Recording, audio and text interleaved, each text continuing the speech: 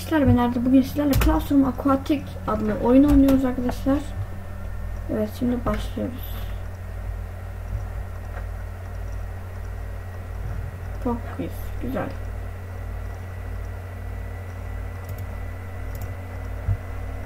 Herkes isyanda.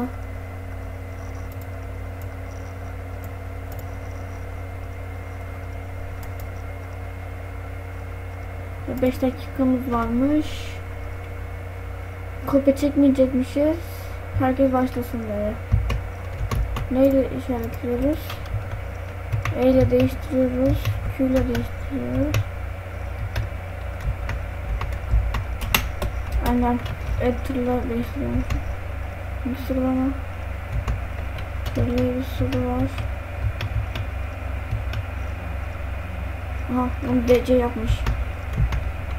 Ayşe, bak Ayşe, sana güveniyorum. Aha, şöyle soruyor. Aha, bunu yapmış. Bak Fatma, sen sınavlardan hep 100 alıyorsun. Aha, A yapmış.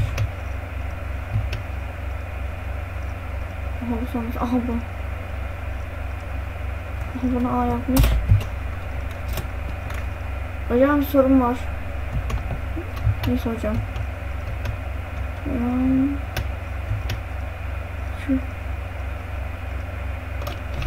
Şu yapmış.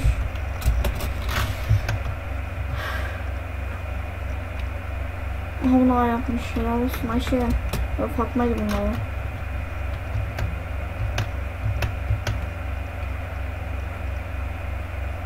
D yapmış bunu. D yapmış. Şu sıraya var yapma. Aha, D yapmış. Vallahi D yapmış.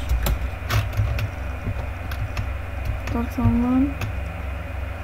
Şu sıra geldi.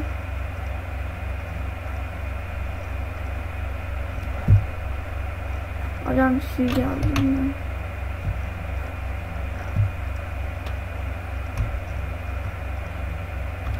%. yapmış. D. Şu.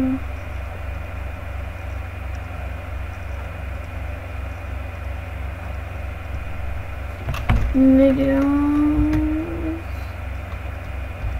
Bilmiyorum. O soruyor.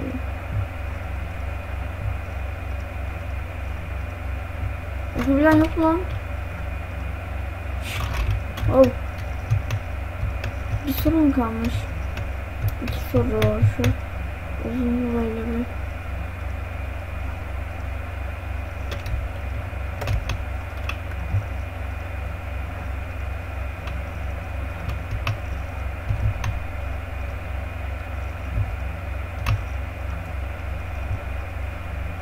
B yapmış. Böyle bir soru. Şu. B yapmış. Evet, bitti. Hocam, kağıdımı verebiliyor muyuz? Evet. Verelim kağıdımızı. Yes. Evet. Oh yeah. 10'da 10 yaptık arkadaşlar. Çok güzel.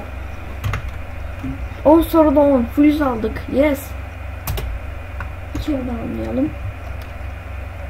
Bak. Ayşe, Fatma, geçen ay sizden full kopya çektim. Size inanmıyorum. Hadi. İnanıyorum size. Hadi.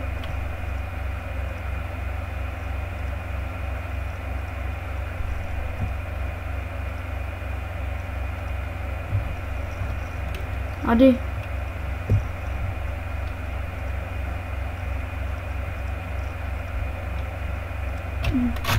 Ne çabuk yaptınız lan. Onu D yapmış. Şunu D yapmış. Şu soruyu da A yapmış. 2 satırlı B yapmış. Bunu B yapmış. Bunu D yapmış.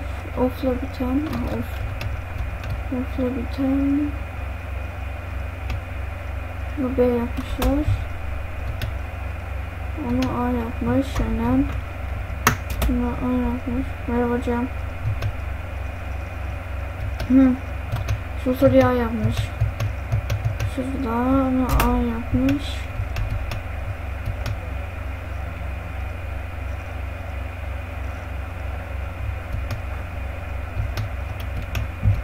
Kaç soru kaldı? 1, 2 soru. 3 soru kalması lazım değil mi? Yani 3 soru. Aha, C yapmış onu. Oradan C yapmış. Esnerken gördüm. Hocam istediğimiz sorudan başlayabiliyoruz değil mi? Klasik öğrenci soruları. İstediğimiz sorudan başlayabiliyoruz. Evet.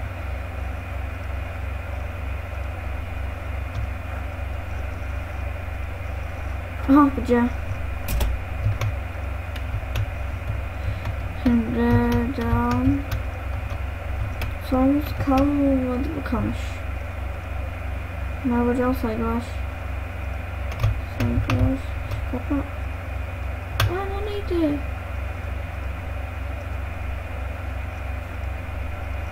Aha. B yapmış.